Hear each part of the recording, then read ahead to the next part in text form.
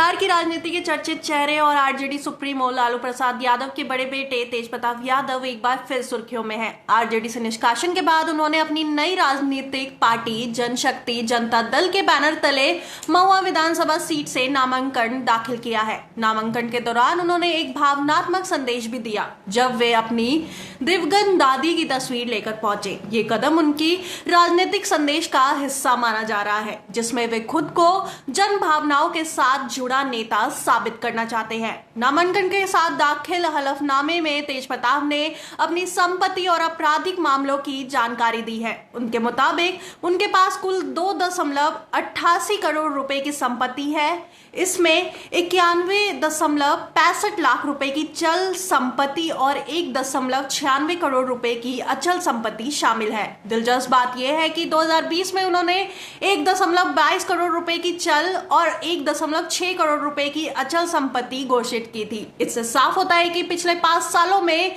उनकी अचल संपत्ति में मामूली वृद्धि हुई है, जबकि चल संपत्ति में गिरावट आई है। राजनीतिक हलकों में इसे लेकर कई तरह की अटकलें लगाई जा रही है। विशेष रूप से उनकी पार्टी से निष्कासन और राजनीतिक अस्थिरता को देखते हुए तेजप्रताप यादव के हलफनामे में एक और अहम खुलासा हुआ है। उनके खिलाफ 8 आपराधिक मामले अभी लंबित है। इसमें कई गंभीर धाराएं शामिल हैं। आईपीसी की धारा 324 स्वेच्छा से चोट पहुंचाना, 302 हत्या, 120 बी आपराधिक साजिश, 341 गलत तरीके से रोकना, 498 ए दहेज उत्पीड़न, SC/ST एक्ट और आर्म एक्ट। हालांकि इस मामले में उन्हें अभी तक किसी में दोषी नहीं ठहराया गया है। हलफनामे में यह भी स्पष्ट किया गया है कि उनकी पत्नी ऐश्वर्या राय का विवरण शामिल नहीं किया गया है, क्योंकि तलाक का मामला अभी पटना पारिवारिक न्याय में विचाराधीन है। मई 2025 में आरजेडी सुप्रीमो लालू प्रसाद यादव ने तेजप्रताप को 6 साल के लिए पार्टी से निष्कासित कर दिया था। पार्टी ने इसका कारण गैर जिम्मेदाराना व्यवहार बताया था। तेजप्रताप यादव के बयानों, सोशल मीडिया पर की गई गतिविधियों और पार्टी लाइन से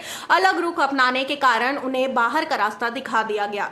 निष्कासन के बाद तेजप्रताप ने जनशक्ति जनता दल नामक नई पार्टी बनाई और अब उसी के टिकट पर महुआ विधानसभा सीट से मैदान में है। 2020 में भी वे इसी सीट से आरजेडी विधायक बने थे। हालांकि बाद में पार्टी ने उन्हें हसनपुर सीट से लड़ाया था। तेजप्रताप यादव का राजनीतिक सफर हमेशा विवादों से घिरा रहा है। कभी उनकी बयानबाजी, कभी निजी जीवन और कभी पार्टी नेतृत्व से टकराव ने उन्हें लगातार सुर्खियों में बनाए रखा। हाल ही में उन्होंने सोशल मीडिया पर एक महिला के साथ संबंधों का दावा किया था, जिससे पार्टी में नाराजगी और विवाद गहराया। बाद में उन्होंने सफाई दी कि उनका फेसबुक अकाउंट हैक कर लिया गया था। बिहार विधानसभा चुनाव 2025 अब अपने चरम पर है। राज्य में 2 चरणों में मतदान होना है। पहला चरण 6 नवंबर को और दूसरा चरण 11 नवंबर को। मतगणना 14 नवंबर को होगी। ऐसे में तेजप्रताप की ये नई पारी और उनकी पार्टी की राजनीतिक जमीन दोनों की अग्नि परीक्षा मानी जा रही है। महुआ सीट पर इस बार मुकाबला दिलचस्प होने वाला है, क्योंकि एक तरफ तेजप्रताप की व्यक्तिगत लोकप्रियता